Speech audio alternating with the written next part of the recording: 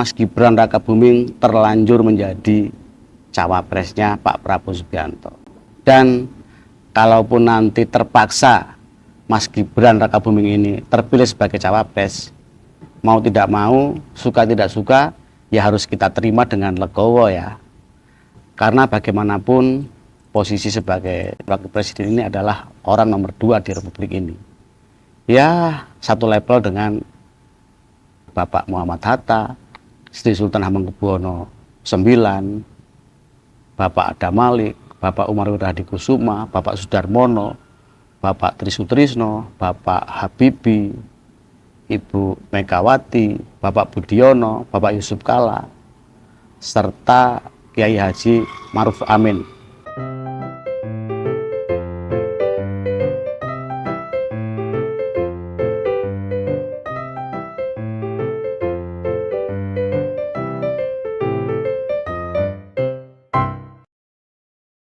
Ada satu pernyataan bapaknya, yaitu Pak Jokowi, yang menyebut bahwa Mas Gibran itu masih terlalu muda, pengalamannya belum banyak, baru 2 tahun jadi wali kota. Duet Pak Prabowo dan Mas Gibran dijodohkan. Itu aja juga didengerin. Ada dua yang disandra di Myanmar. Pertama umur, yang kedua baru 2 tahun aja jadi wali kota. Yang logis saja lah. Namun tiba-tiba mendekati pendaftaran capres-cawapres di KPU, ini dikabulkan gugatan batas usia di bawah 40 tahun untuk capres-cawapres pada pemilu 2024 yang akan datang. Yang pada akhirnya ini mendorong Mas Gibran Rakabuming maju sebagai cawapres mendampingi Pak Prabowo Subianto.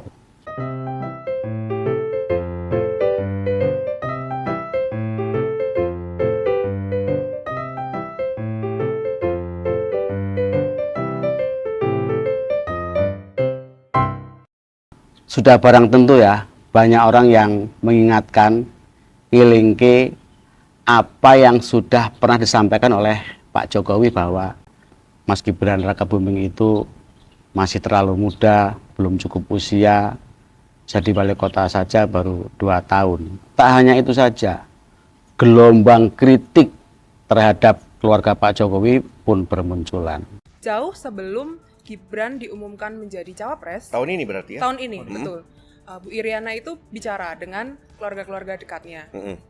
Dan keluarga ring 1 tadi, bahwa nanti milih ini ya gitu. Milih ini itu maksudnya saat itu dibilang nanti milih Pak Prabowo ya dan Mas Gibran. Bu Iriana ini juga menemui senior pengusaha yang kita sebut saja ya, organisasinya ya HIPMI. Oh, HIPMI. Ya, untuk meminta dukungan terhadap majunya Gibran sebagai cawapres.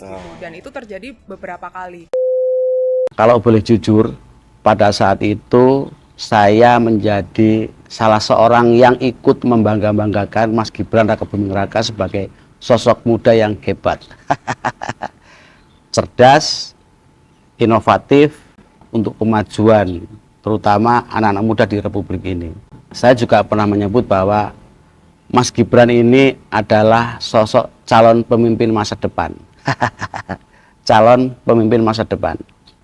Namun tiba-tiba ketika terjadi peristiwa dikabulkannya gugatan batas usia capres-cawapres dan Mas Gibran maju sebagai calon wakil presiden, apa yang dulu saya sanjungkan kepada Mas Gibran ini jadi berbalik, dan saya menjadi salah seorang yang kecewa terhadap sikap Mas Gibran ketika ia memutuskan maju sebagai calon wakil presiden. Karena sebelumnya Pak Jokowi juga pernah mengatakan bahwa Mas Gibran ini belum cukup usia, belum pengalaman, dan jadi wali kota pun baru kisaran 2 tahunan. Sehingga ketika tiba-tiba Mas Gibran Rakabuming maju sebagai cawapres dan Pak Jokowi tidak menghalangi niat Mas Gibran itu, kecewa sudah saya ya. buat saya Mas Gibran ini adalah sosok calon pemimpin masa depan. Bukan untuk saat ini, tapi untuk masa depan. Mungkin 5 atau 10 tahun ke depan. Karena memang jujur, Indonesia butuh orang-orang seperti Mas Gibran. Namun ketika tiba-tiba Mas Gibran maju sebagai cawapres dengan kendaraan putusan MK, jadi timbul banyak pertanyaan ya. Sehingga ya wajar saja kalau sampai hari ini gelombang kritik terhadap Mas Gibran dan keluarga Pak Jokowi ini ya tidak terbendung.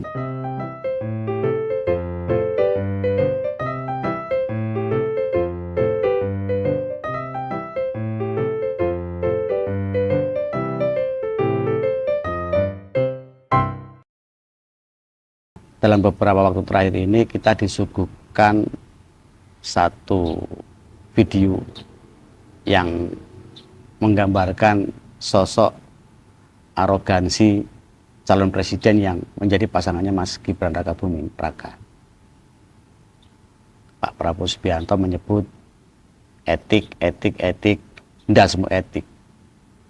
Buat saya ini tidak mencerminkan sosok seorang pemimpin. Namun apapun itu semua kita serahkan kepada seluruh rakyat di Republik ini.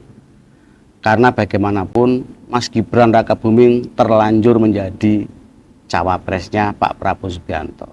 Dan kalaupun nanti terpaksa Mas Gibran Rakabuming ini terpilih sebagai cawapres, mau tidak mau, suka tidak suka, ya harus kita terima dengan legowo ya. Karena bagaimanapun posisi sebagai wakil presiden ini adalah orang nomor 2 di Republik ini. Ya, satu level dengan Bapak Muhammad Hatta, Sri Sultan Hamengkubuwono IX, Bapak Adam Malik, Bapak Umar Wirahadikusuma, Bapak Sudarmono, Bapak Trisutrisno, Bapak Habibie, Ibu Megawati, Bapak Budiono, Bapak Yusuf Kala, serta Kiai Haji Maruf Amin yang merupakan sosok-sosok terbaik yang pernah menjadi wakil presiden di Republik ini. Dan yang menjadi harapan kita saat ini adalah pemilu berjalan dengan baik, aman, kondusif, berlangsung umum, bebas, dan rahasia, serta jujur dan adil. Tidak ada kecurangan, tidak ada intervensi dari kekuasaan untuk memenangkan pasangan tertentu, sehingga kondisi apapun dan siapapun nanti yang terpilih, rakyat tidak begitu kecewa ya. Negara ini bukan milik Pak Jokowi, bukan milik Pak Prabowo Subianto, bukan milik Mas Ganjar Pranowo, dan juga bukan milik Mas Anies Baswedan. Negara ini milik seluruh rakyat Indonesia.